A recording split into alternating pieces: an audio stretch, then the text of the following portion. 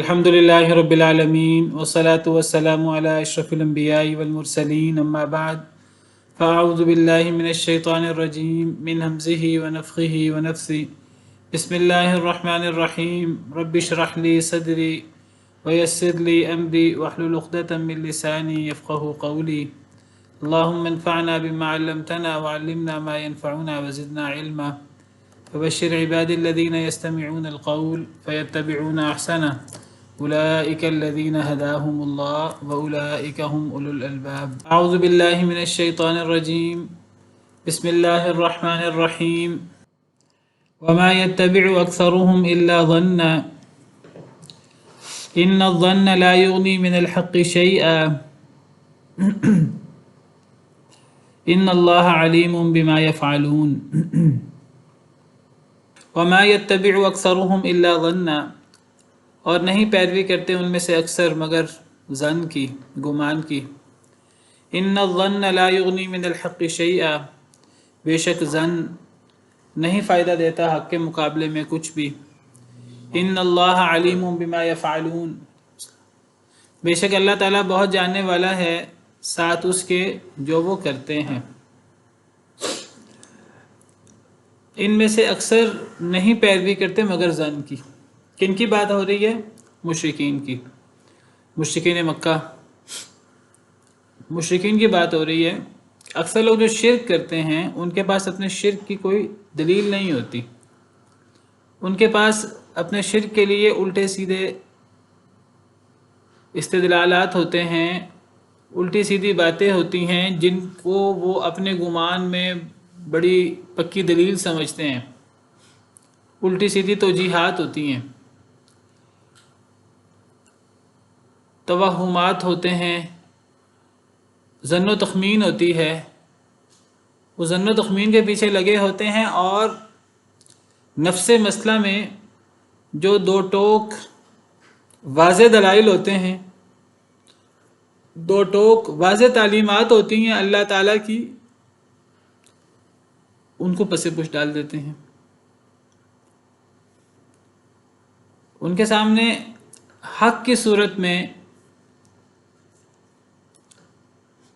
قرآن کی باتیں، نبی کریم صلی اللہ علیہ وسلم کی تعلیمات نہایت واضح موجود ہوتی ہیں، لیکن وہ تو اکثر مشرکین جو ہیں یہ ظن کی پیروی کرتے ہیں۔ اصل میں ظن سے مراد گمان۔ ظن کے مختلف معنی ہیں عربی زبان میں۔ ظن یہ ظن غالب کے معنی میں بھی آتا ہے۔ اگر ایک چیز کے صحیح یا غلط ہونے کے امکانات اگر 50% ہیں، یہ شک ہے، میں بات سمجھانے کے لیے کر رہا ہوں۔ ایک چیز کے صحیح یا غلط ہونے کے امکانات صحیح ہے یا غلط 50-50 اگر امکانات ہیں، یہ شک ہے۔ تو ظن کا اطلاق شک پر بھی ہوتا ہے۔ ایک چیز کے ہونے کے امکانات وہ 50% سے زیادہ ہیں، 55% ہیں، 60% ہیں، 70% ہیں، 80% ہیں، یہ ظن غالب ہے۔ اور ایک چیز کے حق ہونے کے امکانات 50% سے بھی کم ہیں، 40% ہیں، 30% ہیں، 20% ہیں، یہ ظن مرجوح ہے جس کو وہم کہتے ہیں۔ ایک ظن مرجوح ہے، وہم ایک شک ہے 50-50، ایک ظن غالب ہے۔ اور ایک ہوتا ہے یقین جو 100% ہوتا ہے۔ یقین کے پھر آگے اپنے مراتب ہوتے ہیں، یقین کے بھی مراتب ہوتے ہیں۔ ایک علم الیقین ہوتا ہے، ایک عین الیقین ہوتا ہے، ایک حق الیقین ہوتا ہے۔ آپ کو ایک چیز کا علم ہو اور آپ کو یقینی علم ہو تو یہ علم الیقین ہے۔ ایک چیز کو آپ باقاعدہ دیکھ لیں، جب تک دیکھا نہ جائے تو علم سے وہ یقین حاصل نہیں ہوتا جو دیکھنے سے حاصل ہوتا ہے۔ باقاعدہ ایک مشہور محاورہ بھی ہے، لیس الخبر کالمعاینہ، جب تک آپ کسی چیز کو دیکھیں نہیں، دیکھنے سے جو زیادہ یقین حاصل ہوتا ہے وہ دیکھے بغیر نہیں ہوتا۔ اگر ہم سن لیں خانہ کعبہ کے بارے میں، مسجد نبوی کے بارے میں، کسی چیز کے بارے میں، ہمارا سننا یا ہمارا علم ایک الگ چیز ہے، جب ہم اس کو دیکھ لیں گے آنکھوں سے تو وہ ایک اور طرح کا یقین ہوگا، اس کو عین الیقین، یہ علم الیقین سے اوپر کا درجہ ہے، عین الیقین سے اس سے بھی اوپر کا درجہ ہے جس کو حق الیقین کہتے ہیں۔ ایک بندہ باقاعدہ دیکھے نہیں، اس کا باقاعدہ عملی تجربہ بھی کر لے، حق الیقین۔ پھر یہ تو یقین کے مراتب ہیں، پھر ظن کے مراتب ہیں۔ میں نے ظن کے مراتب اصل میں اس لیے بیان کیے ہیں، ہمارے ہاں بعض لوگ ظن کو صرف شک کے معنی میں لیتے ہیں۔ ظن صرف شک کے معنی میں نہیں ہوتا، صرف ایک موہوم یا ایک ظن مرجو کے معنی میں نہیں آتا۔ ظن مرجو کے معنی میں بھی آتا ہے، شک کے معنی میں بھی آتا ہے، اور ظن غالب کے معنی میں بھی آتا ہے۔ اور ظن غالب جو ہے وہ اتنا بھی ہو سکتا ہے کہ جو یقین کے قریب ہو، یعنی کسی کو 90%، 95% ایک چیز کا ظن غالب ہو، اس پر بھی ظن کا اطلاق ہو جاتا ہے۔ ہمیں قرآن کریم میں کئی جگہوں پر ظن تقریباً یقین کے معنوں میں بھی ملتا ہے۔ مثال کے طور پر آپ کے ذہن میں کوئی مثال ہو اس کی، تو قرآن کریم میں عربی زبان میں کئی جگہوں پر ظن یقین کے معنوں میں ہے۔ کوئی مثال آپ کے سامنے ہو، مثال کے طور پر جب ظن کے بعد ان یا ان آ جائے تو یہ تقریباً یقین کے معنی میں ہوتا ہے۔ جیسے سورہ بقرہ میں ہے ایمان والوں کے بارے میں، الذین یظنون انہم ملاقو ربہم وانہم الیہ راجعون واستعینوا بالصبر والصلاۃ، اے ایمان والو، اے لوگو، صبر اور نماز کے ساتھ اللہ سے مدد مانگو۔ وَإِنَّهَا لَكَبِيرَةٌ إِلَّا عَلَى الْخَاشِعِينَ، یہ نماز بہت بھاری ہے مگر ڈرنے والوں پر، جو اللہ سے ڈرتے ہیں ان پر یہ گراں نہیں ہے۔ جو اللہ سے ڈرتے نہیں ہیں، منافق قسم کے لوگ ہیں، انہیں نماز بہت مشکل لگتی ہے، بہت بھاری لگتی ہے۔ ڈرنے والوں پر نماز بھاری نہیں ہے۔ کون ڈرنے والے ہیں؟ الذین یظنون انہم ملاقو ربہم، وہ لوگ جو یقین رکھتے ہیں کہ وہ اپنے رب سے ملاقات کرنے والے ہیں، وانہم الیہ راجعون، اور وہ اپنے رب کی طرف لوٹنے والے ہیں۔ ایسے لوگوں کے لیے جو اللہ سے ڈرتے ہیں، جو اللہ سے ملاقات پر یقین رکھتے ہیں، اور جو یہ ایمان رکھتے ہیں کہ اللہ کی طرف لوٹیں گے، تو ان لوگوں کے لیے نماز بھاری نہیں ہے۔ نماز کس کے لیے بھاری ہے؟ کفار کے لیے، منافقین کے لیے۔ حدیث میں آتا ہے کہ منافق کے لیے عشاء کی، فجر کی نماز بہت بھاری ہوتی ہے، اور منافق جو نماز ادا کرتے ہیں سستی کے ساتھ ادا کرتے ہیں، ذکر نہیں کرتے۔ تو اس آیت کریمہ میں ظن کا کیا مطلب ہوا؟ یہ تقریباً یقین کے معنی میں ہے، اللہ کی ملاقات پر، قیامت پر یقین۔ تو ظن یقین کے معنی میں بھی آ جاتا ہے، اور ظن یہ شک کے معنی میں بھی آتا ہے، ظن مرجو کے معنی میں بھی آتا ہے، ظن پر عمل بھی ہو جاتا ہے۔ ظن پر ہم بعض اوقات جہاں ہمارے سامنے ایک چیز کا یقین نہ ہو تو وہاں ہم ظن پر عمل کرنے کے پابند ہوتے ہیں۔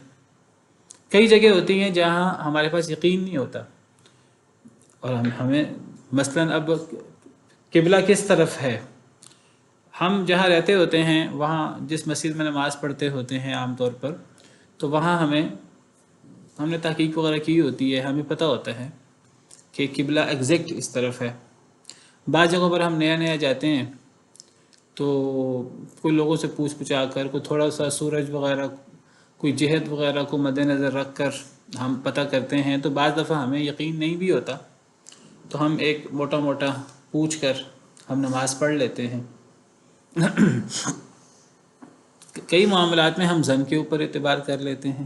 کئی جگہ ایسی ہوتی ہیں جہاں ہمارے پاس یقین ہوتا ہی نہیں ہے، ہم مجبور ہوتے ہیں ہم ظن کے اوپر عمل کریں۔ مثال کے طور پر کبھی کوئی جھگڑا ہوتا ہے، کوئی معاملہ ہوتا ہے، تو فیصلہ کرنا پڑتا ہے، تو فیصلہ کرنے کے لیے قاضی کو کئی دفعہ ظن کے اوپر فیصلہ کرنا پڑتا ہے، ظن غالب کے اوپر۔ جب قاضی جو ہے وہ دو گواہوں سے گواہی لیتا ہے، تو دو گواہوں سے گواہی سے یقین، علم الیقین، عین الیقین، حق الیقین کئی دفعہ نہیں حاصل ہوتا۔ بھئی دو گواہ جو ہیں وہ اگر سچے بھی ہیں تو پھر بھی امکان ہے کہ انہوں نے اس مسئلے میں جھوٹ بولا ہو، لیکن آپ دیکھیں کہ ہم گواہی کے اوپر بعض یعنی باقاعدہ سزا مل جاتی ہے. چور ہے تو ہاتھ کاٹ دیا جاتا ہے، قتل تک کے معاملات گواہی کے اوپر جو ظن غالب ہوتی ہے اس کے اوپر کر لیے جاتے ہیں. اللہ نے ظاہر پر اور اللہ نے ظن غالب پر وہاں ہمیں کہا ہے کہ ہم اس کے اوپر عمل کر لیں. کئی دفعہ 100% یقین نہیں ہوتا ایک چیز کا. کوئی بندہ ہے جس کو نماز کا علم نہیں ہو، نماز کا ٹائم بالکل ایگزیکٹلی ختم ہونے والا، کوئی خاص ایک اسے غلطی ہو جاتی ہے اور اسے پتہ نہیں اس غلطی کو میں کیسے درست کروں، وہ اپنا مطلب اس ٹائم پہ بالکل نماز کا ٹائم بھی ختم ہونے والا ہے، اس ٹائم پہ بھی اکثر ایسے ہو جاتا ہے. میں کہتا ہوں بعد میں علماء سے پوچھ لوں گا، ابھی تو میں یہ کر لیتا ہوں. میں یہ نہیں کہہ رہا ہوں کہ ہم نا لفظ زن جب سنتے ہیں نا تو لفظ زن سن کر کئی دفعہ ہم سوچتے ہیں کہ یہ زن اچھی چیز نہیں ہے.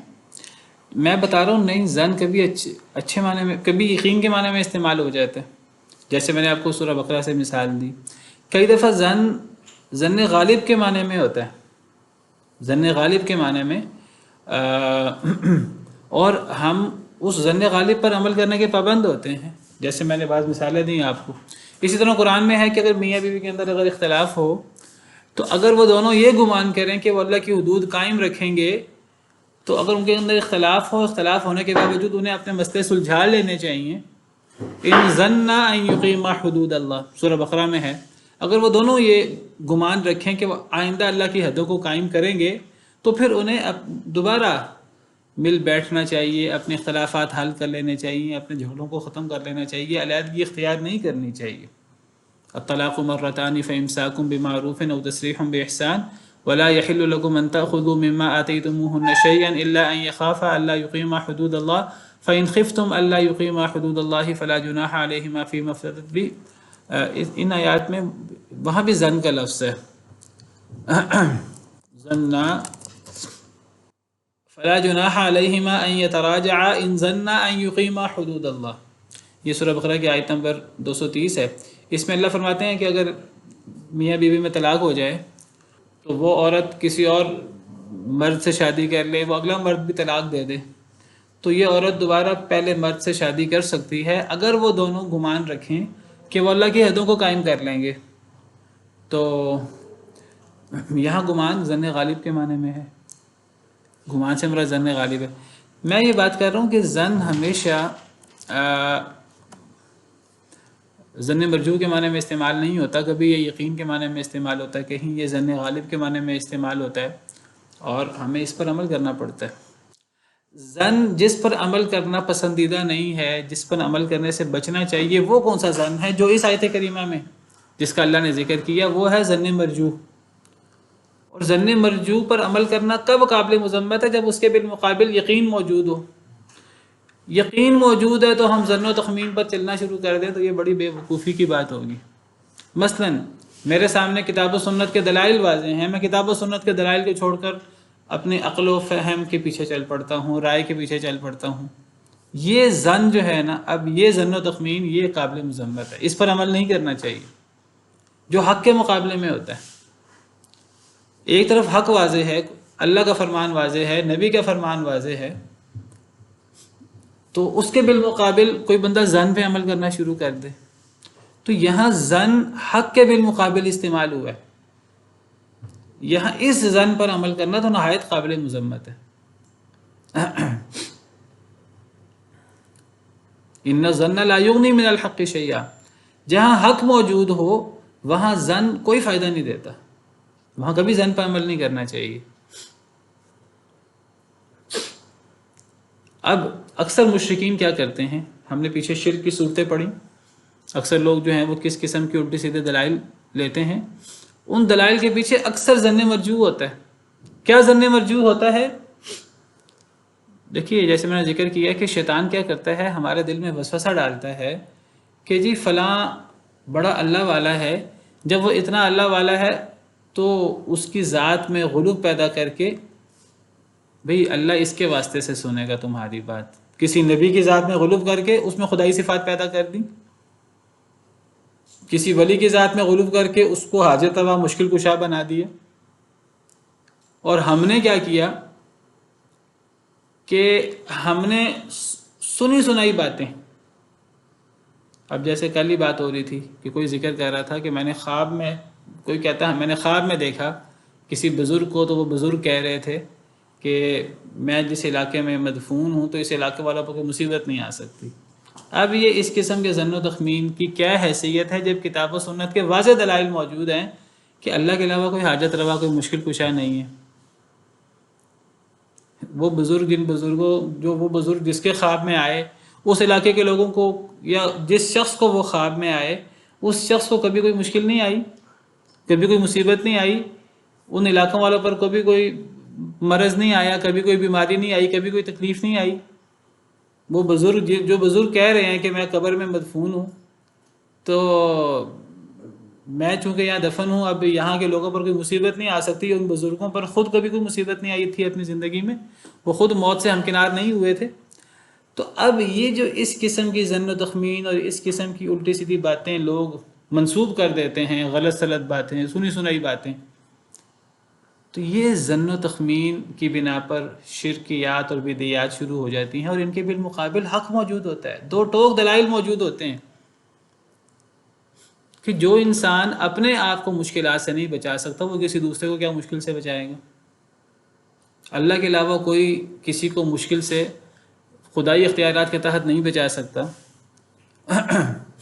ما یفتح اللہ للناس من رحمت فلا ممسک لہا، اگر اللہ کسی پر رحمت کرنا چاہے تو کوئی اس رحمت کو روک نہیں سکتا۔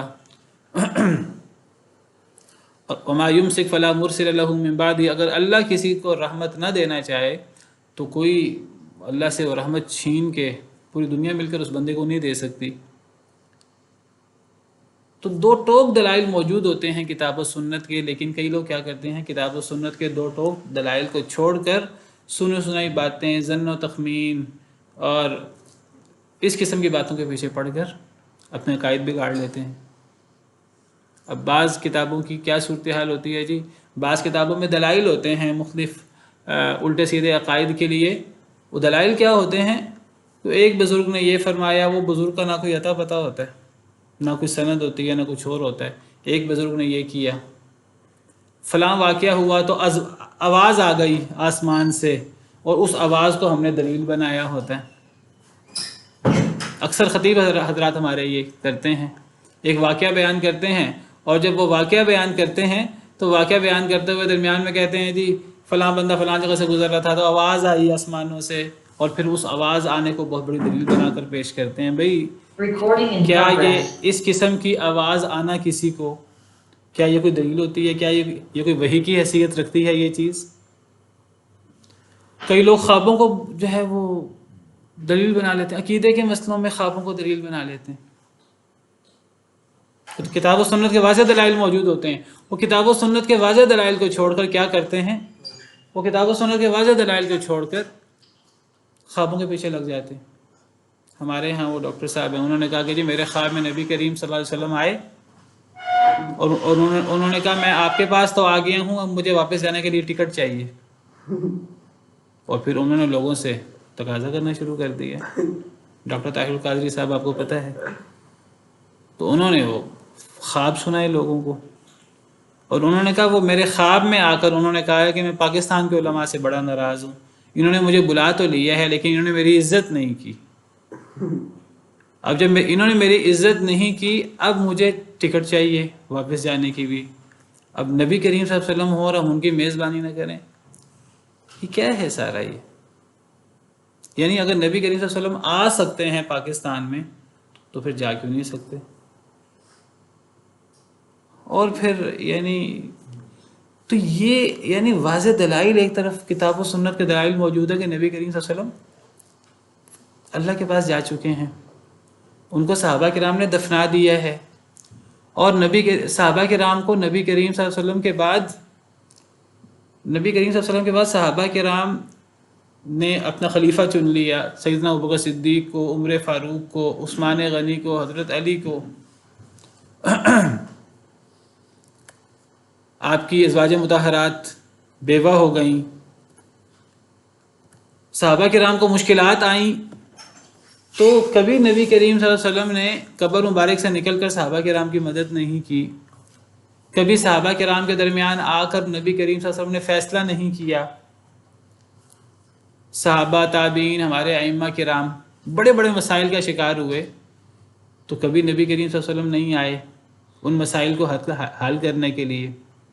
اب ہمارے ہاں کیا ہوتا ہے، لوگوں کا عقیدہ یہ ہے، لوگ سمجھتے ہیں کہ نبی کریم صلی اللہ علیہ وسلم جو ہیں وہ باقاعدہ آ جاتے ہیں اور ان کی آمد ہوتی ہے نبی کریم صلی اللہ علیہ وسلم کی، اور لوگ جو ہیں وہ یہ عقیدہ رکھتے ہیں کہ باقاعدہ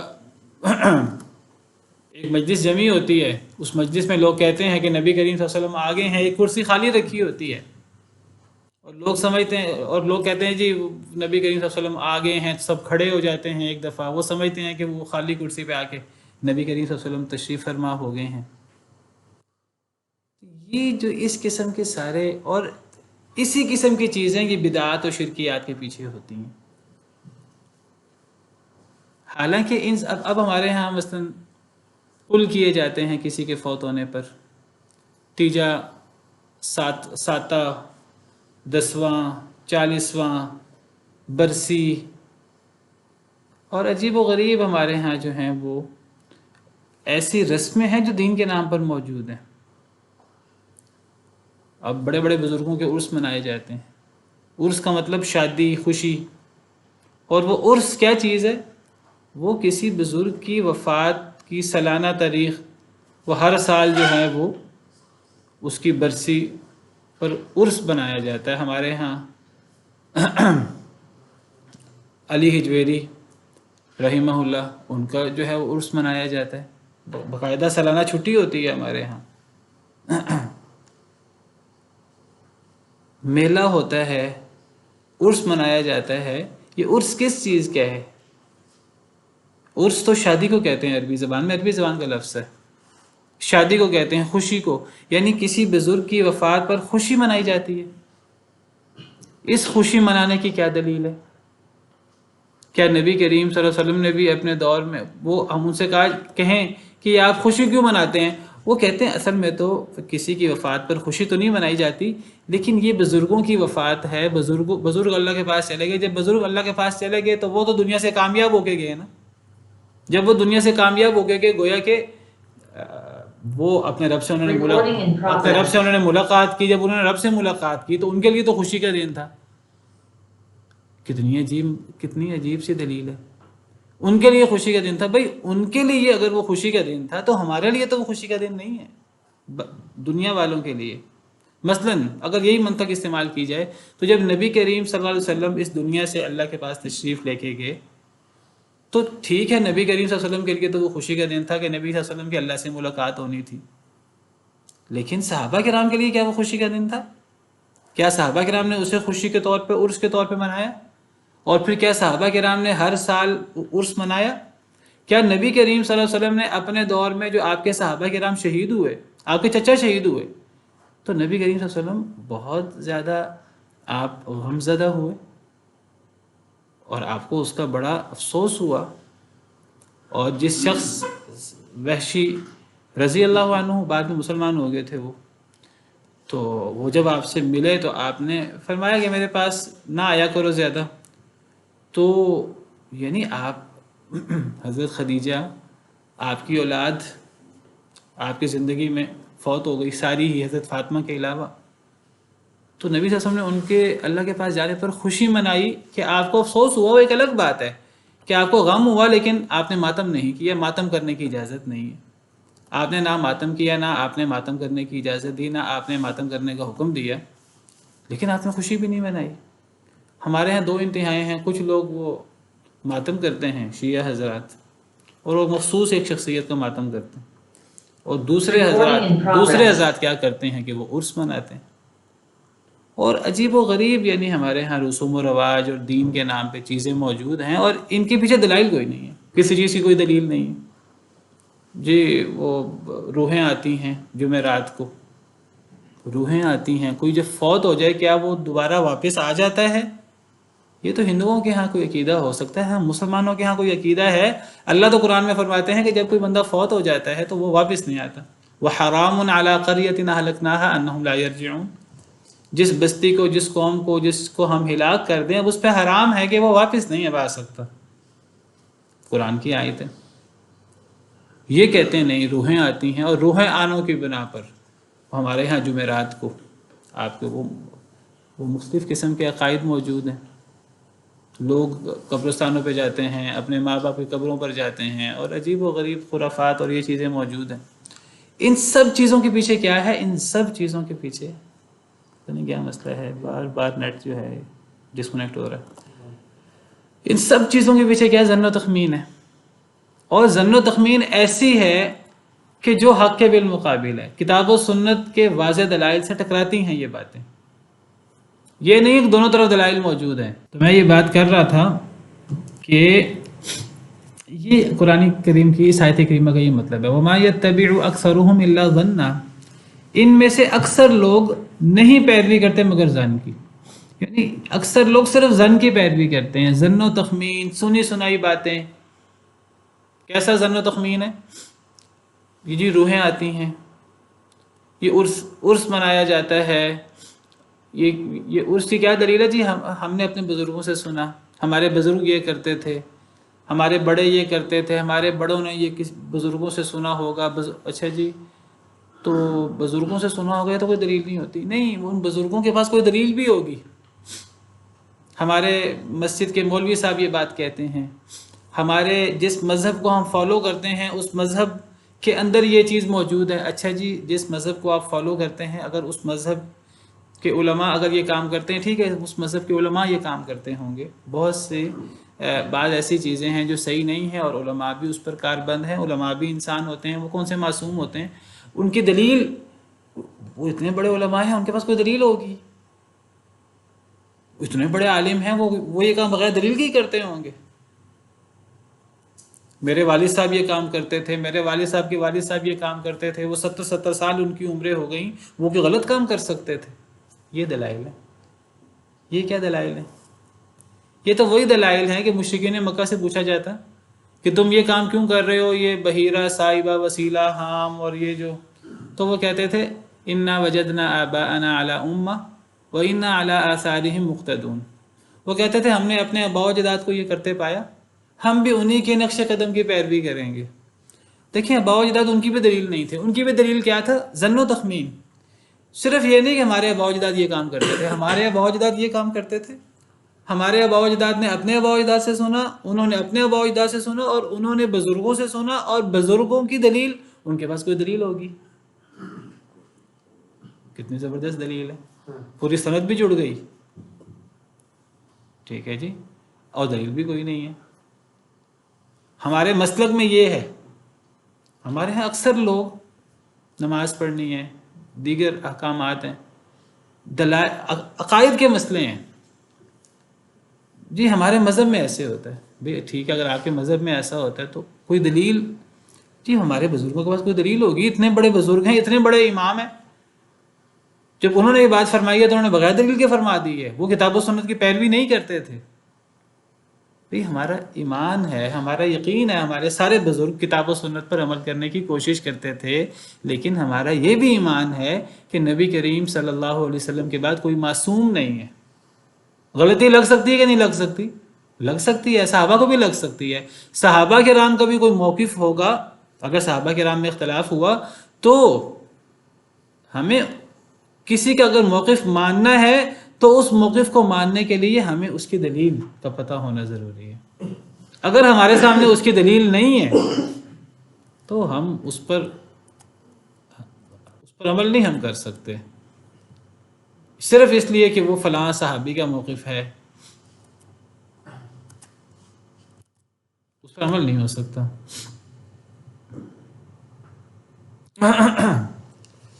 تو یہاں قرآن کریم میں یہ اس کی بات ہو رہی ہے. یہ جو ہم آیت کریمہ پڑھ رہے ہیں، اس آیت کریمہ میں اللہ تعالیٰ نے اسی بات کو موضوع بنایا ہے کہ اکثر لوگ کیا کرتے ہیں، اکثر لوگ ظن و تخمین کے پیچھے پڑ جاتے ہیں، حالانکہ واضح دلائل موجود ہوتے ہیں، لیکن اگر وہ واضح دلائل ان کے مسلک کے خلاف ہیں، ان کے آباء و اجداد سے جو انہوں نے دین سنایا دین ہے، اگر وہ اس کے خلاف ہیں تو وہ واضح دلائل کو چھوڑ دیں گے اور وہ سنی سنائی باتیں، ظن و تخمین اس کے پیچھے پڑ جائیں گے۔ اور نہیں پیروی کرتے ان میں سے اکثر مگر ظن کی، بے شک ظن نہیں فائدہ دیتا حق سے کچھ بھی۔ اگر ظن کے بالمقابل ظن، اگر جیسے میں نے کہا ظن اگر وہ یقین کے معنی میں ہو یا ظن غالب ہو، بالمقابل حق نہیں ہے دو ٹوک، تب تو آپ جو ہے وہ ظن غالب پر عمل کریں۔ لیکن اگر بالمقابل حق آ گیا، اب ظن پہ عمل نہیں ہو سکتا۔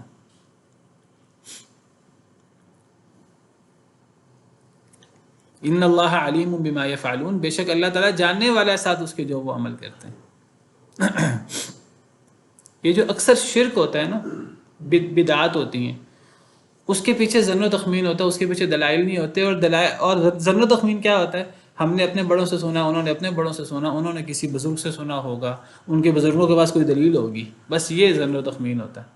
اور اس ظن و تخمین سے کسی بزرگ کو کوئی لقب دے دیا جاتا ہے، کسی بزرگ کو کوئی لقب دے دیا جاتا ہے، کوئی بزرگ داتا بن جاتا ہے، کوئی بزرگ گنج شکر بن جاتا ہے، کوئی بزرگ گنج بخش بن جاتا ہے، کوئی بزرگ غریب نواز بن جاتا ہے۔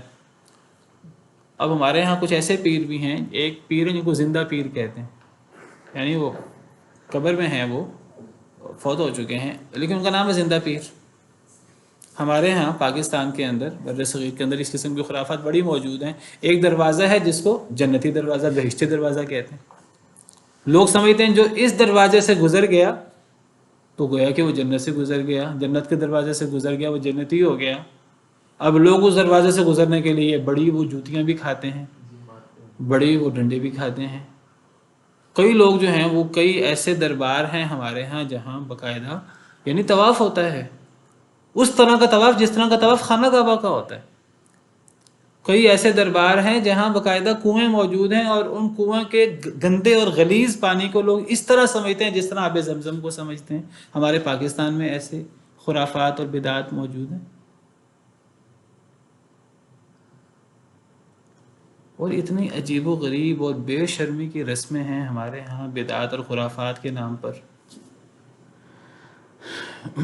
ہم تصور نہیں کر سکتے کہ دین کے نام پر کتنی فحاشی ہوتی ہے۔ دین کے نام پر بابے اور پیر ہیں، وہ عورتوں کو اپنے ساتھ لگا لگا کر، اور پتہ نہیں وہ جو ہیں وہ اب یوٹیوب پہ ایسی چیزیں عام ہیں، وہ عورتوں کو تسلیاں دے رہے ہیں، وہ عورتوں کو دم کر رہے ہیں، وہ کیا کر رہے ہیں۔ یہ ساری چیزیں کیا ہوتی ہیں؟ ظن و تخمین کے نام پر۔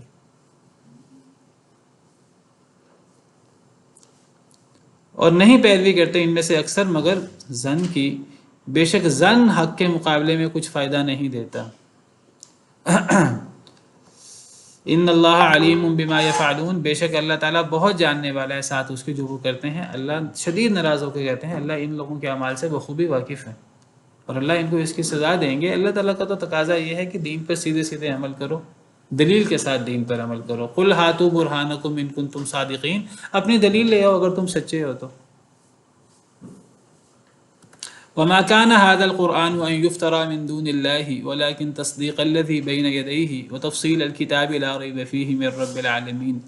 وما كان هذا القرآن، اور نہیں ہے یہ قرآن یہ کہ وہ گھڑ لیا جائے من دون اللہ، اللہ کے علاوہ سے۔ یہ قرآن ایسی کتاب نہیں ہے کہ جس کو اللہ کے علاوہ سے گھڑ لیا جائے۔ کیا مطلب؟ یعنی یہ قرآن ایسی کتاب نہیں ہے جو اللہ کی طرف سے نہ ہو، ایسی کتاب نہیں ہے یہ قرآن جس کو کوئی اپنی طرف سے گھڑ سکے، کیونکہ قرآن کریم یہ ایک معجزہ ہے۔ قرآن کریم بحیثیت مجموعی ایک معجزہ نہیں ہے، قرآن کریم کی ایک ایک آیت اپنی جگہ معجزہ ہے۔ قرآن کریم میں کتنی آیات ہیں آپ کو پتہ ہے؟ قرآن کریم میں تقریباً 6000 سے اوپر آیات ہیں، 6236 آیات، اور قرآن کریم کی ہر آیت کو آیت کہتے ہیں۔ اور آیت کا مطلب عربی زبان میں کیا ہوتا ہے؟ آیت عربی کا لفظ ہے، عربی میں آیت کس کو کہتے ہیں؟ نشانی کو، معجزے کو۔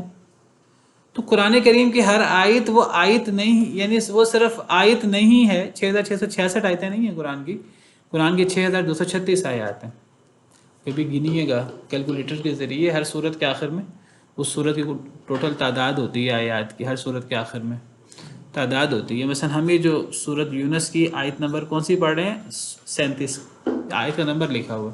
اگر سورہ یونس کے آخر میں چلے جائیں تو اس صورت کی جتنی آیتیں ہیں وہ آپ کے سامنے آ جائیں گی۔ سورہ بقرہ کی 286 آیات ہیں، سورہ آل عمران کے 200 آیات ہیں، سورہ نساء کی 176 آیات ہیں۔ وہ ہر صورت کے آخر میں چلے جائیں اور اس کو آپ کیلکولیٹر سے کیلکولیٹ کرتے رہیں، جمع کرتے رہیں، تو آپ کو پتہ لگ جائے گا کہ قرآن کریم کی ہماری روایت کے مطابق کتنی آیات ہیں۔ 6236 آیات ہیں۔ یہ 6236 آیات، یہ آیت کا مطلب معجزہ، یہ سارے معجزات ہیں۔ قرآن کریم معجزہ ہے، ایک ایسی کتاب ہے کہ اس کتاب جیسی کوئی ایک آیت پوری دنیا مل کر نہیں بنا سکتی۔ اور اگر کوئی بندہ سمجھتا ہے کہ میں بنا سکتا ہوں، یہ صرف ہم بحیثیت مسلمان کی دعویٰ نہیں کرتے، اللہ کا یہ چیلنج ہے جب سے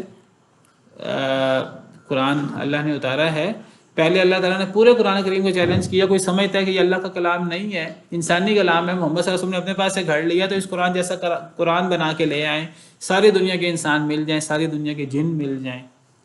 قُلْ لَئِنِ اجْتَمَعَتِ الْإِنسُ وَالْجِنُّ عَلَىٰ أَن يَأْتُوا بِمِثْلِ هَٰذَا الْقُرْآنِ لَا يَأْتُونَ بِمِثْلِهِ وَلَوْ كَانَ بَعْضُهُمْ لِبَعْضٍ ظَهِيرًا۔ پوری دنیا کے انسان اور جن مل جائیں اور ایک دوسرے کی مدد بھی کریں، ایک ایک بندہ نہیں، اگر ہر فرد تھوڑا تھوڑا اپنے ذمے کام لے لے اور سب مل کر اس قرآن جیسا قرآن بنا کے لے آئیں، نہیں بنا سکتے، چاہے وہ ایک دوسرے کے مددگار کیوں نہ ہو۔ پھر اللہ نے 10 صورتوں کا چیلنج کیا، پھر اللہ نے ایک صورت کا چیلنج دیا، پوری دنیا مل کر ایک صورت بنا کے لے آئے، اور ایک صورت کم از کم 3 آیتوں کی ہے، 3 آیتیں بھی پوری دنیا مل کر نہیں بنا سکتی۔ تو اللہ فرماتے ہیں یہ قرآن ایسی کتاب ہے ہی نہیں جس کو اللہ کے علاوہ گھڑ لیا جائے، اس جیسی کتاب کو گھڑا نہیں جا سکتا۔ قرآن کریم کی سب سے بڑی عقلی دلیل قرآن کی حقانیت کی یہی ہے، اور یہ ایک ایسی دلیل ہے، یہ ایسا معجزہ ہے۔ پچھلے انبیاء کرام علیہ السلام کے معجزے محدود وقت کے لیے تھے، ان کے ساتھ خاص تھے، ان کی زندگی کے ساتھ۔ یہ ایسا معجزہ ہے جو قیامت تک کے لیے اللہ نے فرمایا فَإِن لَمْ تَفْعَلُوا وَلَن تَفْعَلُوا، تم نے اگر یہ کام نہ کیا کہ تم اس قرآن جیسی ایک صورت نہ بنا سکے، اللہ نے فرمایا وَلَن تَفْعَلُوا، تم ہرگز نہیں بنا سکو گے قیامت تک۔ اللہ نے تب فرما دیا تھا 1500 سال پہلے، قیامت تک تم اس قرآن جیسی ایک صورت بھی نہیں بنا سکو گے۔ یہ معجزہ آج تک قائم دائم ہے، یہ چیلنج، یہ معجزہ، یہ قائم دائم ہے، معجزہ خالدہ ہے۔ تو یہ قرآن، اس کو گھڑے نہیں جا سکتا اللہ کے علاوہ۔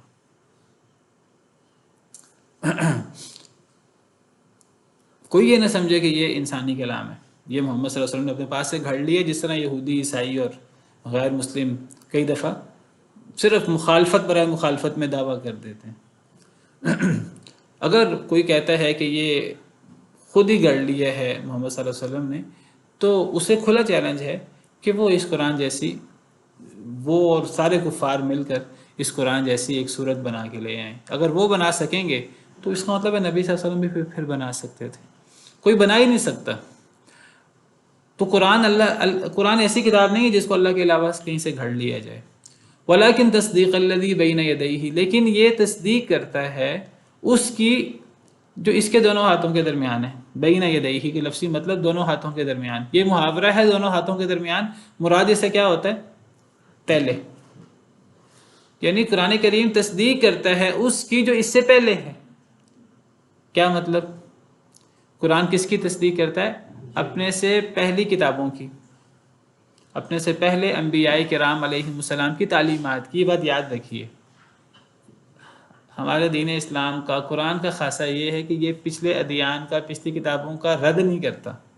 ہاں، پچھلی کتابوں میں جو تحریف ہوئی ہے غلط، وہ بتاتا ہے کہ یہ تحریف ہوئی ہے، یہ چیزیں اندر داخل کر دی گئی ہیں۔ یہود و نصارہ نے اپنے ہاتھ سے کچھ چیزیں لکھ کر داخل کر دی ہیں اپنی کتابوں میں، لیکن جو اصل کتابیں تھیں، جو اصل تعلیمات تھی، قرآن ان کو آن کرتا ہے۔ قرآن پچھلی کتابوں کی تصدیق کرتا ہے، کیونکہ میں نے جیسے ذکر کئی دفعہ یہ بات ڈسکس ہوئی ہے کلاس کے اندر کہ ہمارا دین اسلام ہے، نبی صلی اللہ علیہ وسلم دین اسلام کے داعی ہیں، اور یہ دین اسلام نبی صلی اللہ علیہ وسلم سے شروع نہیں ہوا، یہ تو سیدنا آدم علیہ السلام سے شروع ہوا ہے۔ تمام انبیاء کرام علیہ السلام دین اسلام کے حامل تھے اور اسی دین اسلام کی دعوت دیتے تھے۔ سیدنا ابراہیم علیہ السلام ہوں، سیدنا اسماعیل، اسحاق، یعقوب علیہ السلام اجمعین ہوں، سارے بنی اسرائیل کے انبیاء ہوں، حضرت موسیٰ ہوں، حضرت عیسیٰ ہوں، نبی کریم صلی اللہ علیہ وسلم ہوں، یہ سب کے سب دین اسلام کے داعی ہیں۔ اور اللہ کو تو دین اسلام کے علاوہ کوئی دین پسند ہی نہیں ہے، ان الدین عند اللہ الاسلام، اللہ کے نزدیک دین اسلامی ہے، ومن یبتغی غیر الاسلام دینا فلن یقبل منہ، جو اسلام کے علاوہ دین تلاش کرے اس سے قبول ہی نہیں ہوگا۔ کوئی شخص اسلام کو چھوڑ کر، جو حضرت موسیٰ کا دین تھا، حضرت عیسیٰ کا دین تھا، حضرت ابراہیم کا دین تھا، نبی صلی اللہ علیہ وسلم کا دین ہے، کوئی اس کو چھوڑ کر اپنے دین کا نام، اپنی باتوں کا نام دین رکھ لے اور اس کا نام یہودیت رکھ لے۔ حضرت موسیٰ کا دین یہودیت نہیں ہے، وہ یہودیوں نے اپنی تحریفات کر کے، اپنی چیزیں شامل کر کے دین بنایا ہوا ہے۔ حضرت عیسیٰ کے دین کا نام عیسائیت نہیں ہے، نصرانیت نہیں ہے، وہ عیسائیوں نے تحریفات کر کے حضرت عیسیٰ کو اللہ کا بیٹا بنا کر اور کیا کیا خرافات پیدا کر کے، رہبانیت اور کتنی چیزیں شامل کر کے انہوں نے دین بگاڑ کر اس کا نام عیسائیت ہے۔ حضرت موسیٰ کی تعلیمات وہ دین اسلام ہے، حضرت عیسیٰ کی تعلیمات دین اسلام ہے۔ اس موضوع پر کئی دفعہ میں بات کر چکا ہوں۔ تو قرآن کیا کرتا ہے؟ قرآن پچھلی کتابوں کی، پچھلے نبیوں کی تعلیمات کی تصدیق کرتا ہے۔ قرآن تو کہتا ہے پچھلے انبیاء کی تعلیمات کی پیروی کرو، پچھلے انبیاء کے نقش قدم پر چلو۔ اللہ تعالیٰ قرآن کریم میں ایک جگہ پر 18 انبیاء کا ذکر کرتے ہیں، اور اللہ فرماتے ہیں اولئک الذین ھدی اللہ فبہداہ مقتدی، کہ یہ سب لوگ ہیں انہیں اللہ نے ہدایت دی تھی، اے نبی صلی اللہ علیہ وسلم آپ بھی انہی کے نقش قدم پر چلیں۔ قل بل ملت ابراہیم حنیفہ، اے نبی صلی اللہ علیہ وسلم آپ کہہ دیجئے ہم تو ملت ابراہیمی کی پیروی کرنے والے لوگ ہیں۔ یہود کہتے ہیں یہودی بن جاؤ، عیسائی کہتے ہیں عیسائی بن جاؤ، کامیاب ہو جاؤ گے، ہدایت یافتہ ہو جاؤ گے۔ اللہ فرماتے ہیں نہیں، ملت ابراہیمی کی پیروی کرو۔ وقالوا كونوا هودا او نصارى تهتدوا قل بل ملت ابراہیم حنیفہ وما كان من المشرکین۔ قرآن پچھلے انبیاء کرام علیہ السلام کی تعلیمات کو آن کرتا ہے، پچھلی کتابوں کی تعلیمات کو آن کرتا ہے، پچھلی کتابوں کی تصدیق کرتا ہے، اور مہیمن بھی ہے پچھلی کتابوں پر۔ جو غلط چیزیں شامل کی گئی ہیں قرآن ان کی وضاحت بھی کر دیتا ہے، یہ تحریف کی گئی ہے، یہ خرابی کی گئی ہے، لیکن تصدیق کرنے والا ہے ان کتابوں کی جو اس سے پہلے ہیں۔ وتفصیل الکتاب، یہ قرآن کی خاصیات ہیں، قرآن کی صفات ہیں۔ قرآن کی ایک صفت یہ ہے کہ قرآن گھڑا نہیں جا سکتا اللہ کے علاوہ۔ جو اللہ کی طرف سے آیا ہے، نبی صلی اللہ علیہ وسلم نے امت کو پیش کیا ہے، وہ قرآن ہے۔ اس قرآن میں نہ کمی کی جا سکتی ہے، نہ اس میں اضافہ کیا جا سکتا ہے، قرآن کو گھڑا جا ہی نہیں سکتا۔ دوسری صفت قرآن کی یہ ہے کہ پچھلی کتابوں کی تصدیق کرتا ہے۔ تیسری صفت قرآن کی کیا ہے؟ وتفصیل الکتاب۔ تفصیل الکتاب کا کیا مطلب ہے؟ کتاب کی تفصیل ہے۔ کتاب کی تفصیل سے کیا مراد ہے؟ یہ اپنی ہی بعض آیات دوسری آیت کی تفصیل کرتے ہیں۔ کتاب سے مراد، ہم عام طور پہ کتاب سے مراد قرآن لے لیتے ہیں۔ یہاں قرآن کہہ رہا ہے کہ قرآن کی صفت یہ ہے، قرآن کتاب کی تفصیل ہے۔ کتاب سے مراد کیا ہے؟ کتاب سے مراد اللہ کے احکامات کا مجموعہ ہے۔ یہ بات یاد رکھیے، کتاب کاف تا با کا لفظی معنی عربی زبان میں کتبہ کا مطلب جمع کرنا ہوتا ہے۔ کتاب کو کتاب کیوں کہتے ہیں؟ کتاب کو کتاب اس لیے کہتے ہیں اس میں بہت سی چیزیں، بہت سی قیمتی باتیں، حکمت کی باتیں جمع ہوتی ہیں۔ کتاب کو مکتوب بمعنی مجموع، عربی زبان میں کتیبہ لشکر کو کہتے ہیں، جو لوگوں کا ایک مجموعہ ہوتا ہے، کتیبہ۔ تو کتاب کا مطلب جمع کرنا ہوتا ہے، الجمع والضم۔ تو قرآن کیا ہے؟ یہاں اللہ تعالیٰ قرآن کی صفات بیان کر رہے ہیں۔ قرآن کتاب کی تفصیل ہے۔ کتاب سے مراد کیا ہے؟ اللہ کے احکامات کا مجموعہ، اللہ کا جو قانون ہے، قرآن اس کی تفصیل بیان کرتا ہے۔ قرآن اور قرآن کی شرح حدیث یہ اللہ کے احکامات کی تفصیل بیان کرتی ہے۔ قرآن کتاب کی تفصیل ہے، اور ویسے قرآن خود کتاب بھی ہے۔ قرآن کو کیوں کتاب کہتے ہیں؟ ذالک الکتاب لا ریب فیہ، قرآن کو اس لیے کتاب کہتے ہیں، قرآن اللہ کے احکامات کا مجموعہ ہے۔ لیکن ایک بات یاد رکھیے کہ قرآن، صرف قرآن یہ اللہ کے احکامات کا مجموعہ نہیں ہے۔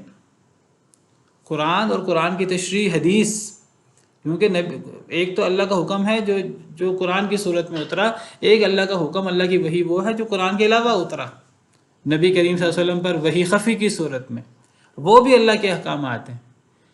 تو قرآن و سنت دونوں کے احکامات مل کر کتاب ہیں۔ یہ بات میری یاد رکھیے گا، بہت اہم یہ پوائنٹ ہے۔ جب یہ کہا جاتا ہے نا کہ ہم کتاب اللہ کو مانتے ہیں اور ہم کتاب اللہ پر عمل کرتے ہیں، تو کتاب اللہ سے کیا مراد ہوتی ہے؟ عام لوگ سمجھتے ہیں کتاب اللہ سے مراد قرآن ہے، یہ بات صحیح، صرف قرآن ہے، یہ بات صحیح نہیں ہے۔ کتاب اللہ سے مراد قرآن اپنی تشریح یعنی سنت سمیت، نبی کریم صلی اللہ علیہ وسلم نے اپنی 23 سالہ نبی زندگی میں قرآن کریم کی تشریح کی ہے۔ مشہور حدیث ہے صحیح مسلم کی کہ ایک شخص نبی صلی اللہ علیہ وسلم کی خدمت میں حاضر ہوا، کوئی مسئلہ تھا اس کی بیوی کا اور اس کے ہاں کام کرنے والے کا، وہ زنا میں ملوث ہو گئے تھے، صحیح مسلم کی مشہور حدیث ہے۔ تو وہ شخص نبی صلی اللہ علیہ وسلم کی خدمت میں آیا اور کہا کہ اے اللہ کے رسول، ہمارے درمیان کتاب اللہ کے مطابق فیصلہ کریں، اللہ کی کتاب کے مطابق فیصلہ کریں۔ صحیح مسلم میں آپ نے فرمایا میں تمہارے درمیان اللہ کی کتاب کے مطابق فیصلہ کروں گا۔ اور وہ جو مشہور ہے وہ انیس کی وہ حدیث ہے، وہ مشہور ہے کہ آپ نے فرمایا کہ اگر یہ واقعی زنا ہوا ہے تو چونکہ یہ عورت جو ہے یہ شادی شدہ تھی، تو اگر یہ عورت اعتراف کرے کہ یہ گناہ میں ملوث ہوئی ہے تو اس عورت کو رجم کر دیا جائے۔ اور آپ نے فرمایا، اور اس حدیث کے شروع میں اللہ کی کتاب کے مطابق فیصلہ کروں گا، اور آپ نے فرمایا کہ اگر یہ لڑکا ساتھ ملوث ہے جو ان کے ہاں کام کرتا تھا، فرمایا کہ پھر اس کو 100 کوڑے لگائے جائیں اور اس کو جلا وطن کر دیا جائے۔ آپ نے فرمایا یہ اللہ کی کتاب کے مطابق فیصلہ۔ اب یہ جو اللہ کی کتاب کے مطابق فیصلہ ہے، اس میں جو عورت کے بارے میں آپ نے فرمایا اسے رجم کر دیا جائے اگر وہ اعتراف کر لے، تو رجم کا حکم قرآن میں نہیں ہے۔ قرآن میں زنا کی سزا 100 کوڑے بیان ہوئی ہے، اور وہ شادی شدہ غیر شادی شدہ کے لیے ہے، شادی شدہ کے لیے رجم ہے، وہ حدیث میں ہے، سنت میں ہے۔ آپ نے فرمایا میں اللہ کی کتاب کے مطابق فیصلہ کروں گا۔ اللہ کی کتاب کے مطابق یعنی اللہ کے حکم کے مطابق، اللہ کے قانون کے مطابق۔ اللہ کا حکم، اللہ کا قانون قرآن میں بھی ہے، سنت میں بھی ہے۔